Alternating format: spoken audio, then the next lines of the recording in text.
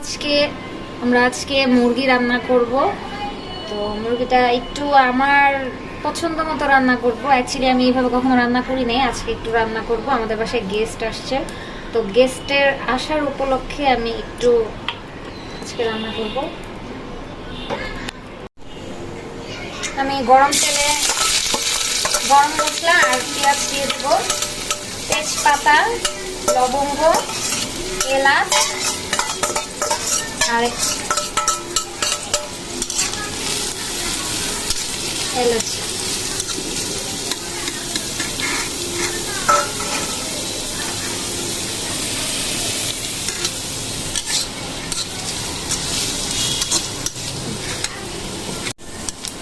আমরা একটু পেঁয়াজটাকে ভাজা ভাজা করে নেব।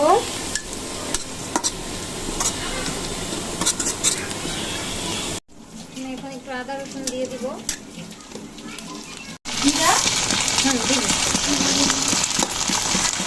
হলুদ দিয়ে দিব।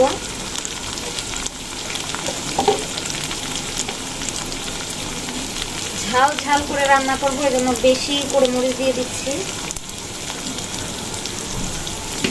একদম যেন যে খায় তার জন্য একদম জ্বলতে জ্বলতে যায়। কেমন হবে বিষয়টা মাইশা, কেমন হবে বলো তো? আচ্ছা, না ফান করতেছিলাম, সবাই ঝাল খাইতে খুব পছন্দ করে, এই জন্য আমি ঝালটা একটু বেশি দিলাম। এই যে ভাবি আসছে, এখন ধনিয়া গুঁড়া দিলাম আমি। এটা ভাবি, আপনার ওই হন্টেড কাহিনীটা একটু সাবিনাকে শোনাবেন।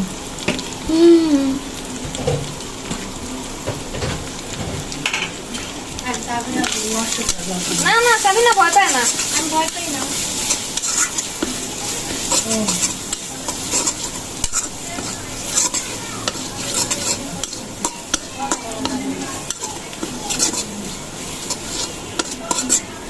আমি একটুখানি পানি দিয়ে দিব, যাতে মশলাটা পুড়ে না যায়।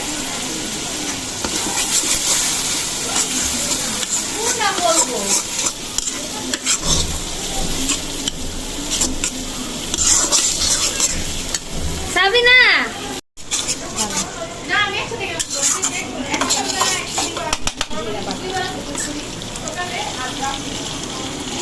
একটু জিরা বাটা দিয়ে দিব করে মশলাটা কষায় নিব, যেন কাঁচা মশলার গন্ধটা না থাকে। আমার মশলাটা কষানো হয়ে গেছে, এখন আমি আমার ম্যারিনেশন করা মুরগিগুলা দিয়ে দেব মশলা কষানোতে। মুরগিটা আমি হলুদ, মরিচ, একটু লবণ আর সয়া সস দিয়ে ম্যারিনেট করে ফ্রিজে রেখে দিয়েছিলাম। এখন এটা আমি এই মশলার মধ্যে অ্যাড করব।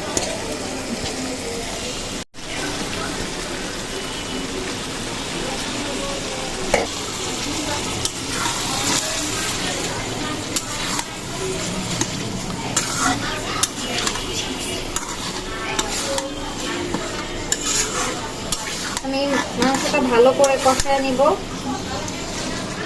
যাতে করে মশলাগুলা সুন্দর করে মাংসের ভিতরে ঢুকে যায়। আর আমি আরেকটা যে কাজ করছি, মাংসটা ম্যারিনেশন করার আগে সবগুলো মাংস আমি একটু কেচে নিছি, মানে কাঁচা চামচ দিয়ে একটু কেচে নিছি। এরপরে আমি সবগুলো মশলা দিয়ে ম্যারিনেশন করে রেখে দিচ্ছিলাম।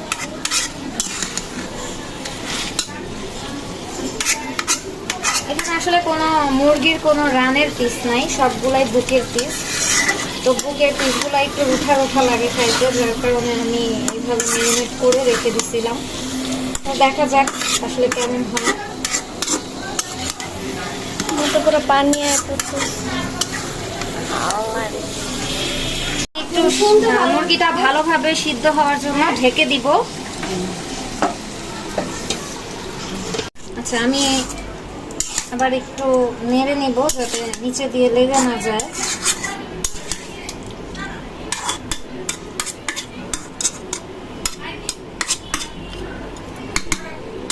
এবার আবার ঢেকে দেব। দেখেন, আমি কিন্তু কোনো এক্সট্রা পানি অ্যাড করি নাই। এটা যেহেতু ফার্মের মুরগি, কারণে এই মুরগি থেকেই পানি উঠছে যথেষ্ট পরিমাণ। আচ্ছা, আজকে আমি যেটা বলতে চাচ্ছিলাম অনেকক্ষণ ধরেই, যেটা হচ্ছে আজকে আমাকে ভিডিওতে হেল্প করছে আমাদের মাইশা। রান্না করার সময় অ্যাকচুয়ালি ভিডিও করাটা টাফ, তো আমার ভিডিওতে আজকে হেল্প করতেছে আমাদের মাইশা। তো ওর জন্য কষ্ট করে সবাই একটা লাইক দিয়ে দিবেন আর ভিডিওটা শেয়ার করতে ভুলবেন না।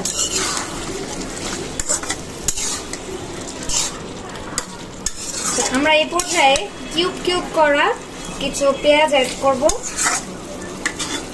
এতে করে পেঁয়াজটা যখন কামড়ে পড়বে এটার টেস্ট অন্যরকম লাগবে।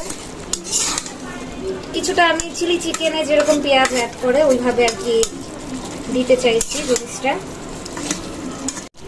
আমি এখন আবার ঢেকে দিব।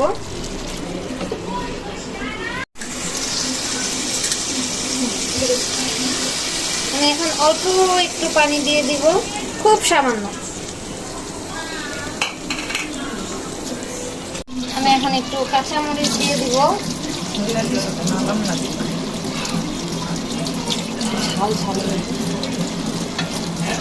হ্যাঁ, দমে দিয়ে দিব। আমার রান্না কমপ্লিট হয়ে গেছে, এখন আমি একটু সার্ভ করে নিব। আমি সার্ভ করে ফেলছি, এখন যারা খাবে তাদের কাছ থেকে আমি রিভিউ নিব আসলে রান্নাটা কতটুকু ভালো হয়েছে বা খারাপ হয়েছে।